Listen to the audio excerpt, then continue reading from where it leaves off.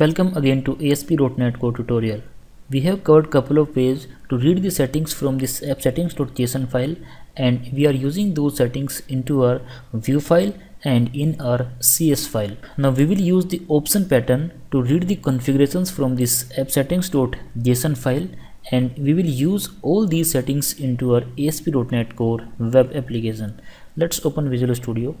In the previous video, we have covered the bind method to map the properties from this configuration file to our model object. Now here we will use the options pattern, and in the options pattern we need to use the iOption service.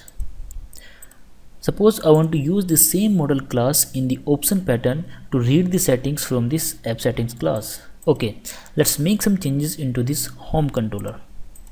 Now here, instead of using this I configuration, we need to use iOptions, and this iOptions is available inside this Microsoft.extension.configuration. Here in this iOptions, we need to pass the name of our configuration class. The name is new book alert config. Let's use the name here. Let's update the field also like this, and here we can update the name of this field. How to do that? Just simply press Ctrl RR. So this is available in Visual Studio, and here you can type the name new book alert configuration, and we can also use the same thing in this field. So let's press again Ctrl RR. Let's paste it, and we can simply use this underscore. Let's remove this underscore from here like this, and let's remove this keyword also. Now if you are injecting your service by using this iOption service, then you need to use the value property over here, just like this, and you can simply remove this bind method. Okay, to read the values, now we will use this new book alert configuration field. By now we have just injected this service into our controller class. Now we need to configure this service so that we can read the mapping from a particular object from the app settings, and it can map to this particular object of this model. So let's open the startup class. We can configure our service over here in this configure services method. So here we can use service dot, we can use configure, and in the configure we can pass the name of our model class. The name is new book alert config. Let's pass the name. We need to resolve the namespace. It is available in models namespace, and here we can use the configuration.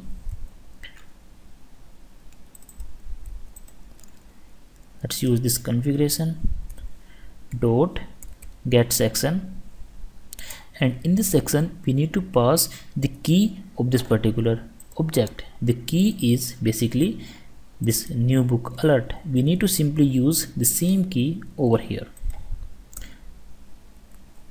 Let's save the changes, build this application, and just go back to the home controller.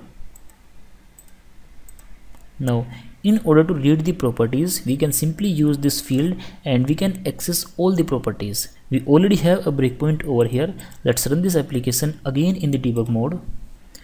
Let's see what we got over here. So we are having the true value.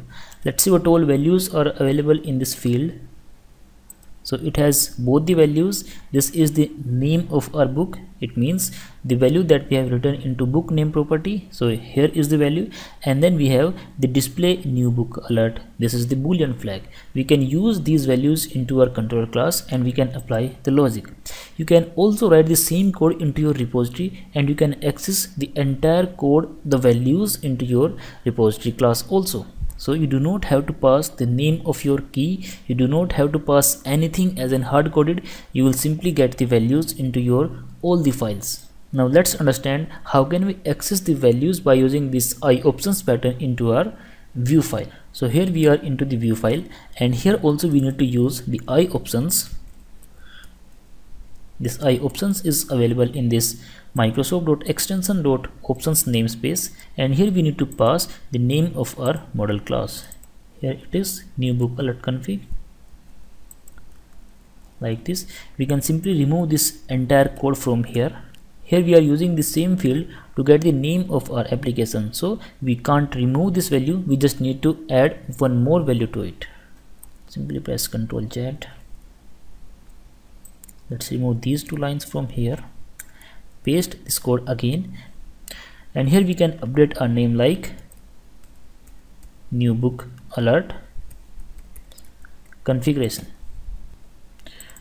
and we can use this field to get the values for this boolean flag and the name, just like this. Remember, in the home controller we have used the value property of this configuration, so here also we need to use the value. Here as well we need to use the value, and then only you will be able to access all the properties. If you want to remove this value from this code, then you can create one more field over here, and then you can assign the value directly to that particular field. Let's see how to do that.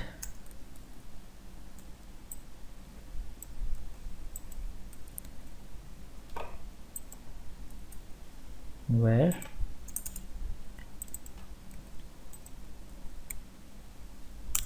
value, and now we can simply use this variable,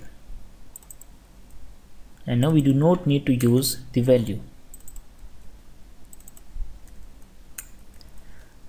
Let's run this application by pressing Ctrl F5, and here you can see we have our alert message. This option pattern is used widely in ASP.NET Core application development, so you need to focus very much on this option pattern and understand its concept very well. That is all in this video. Thank you for watching. Have a great day.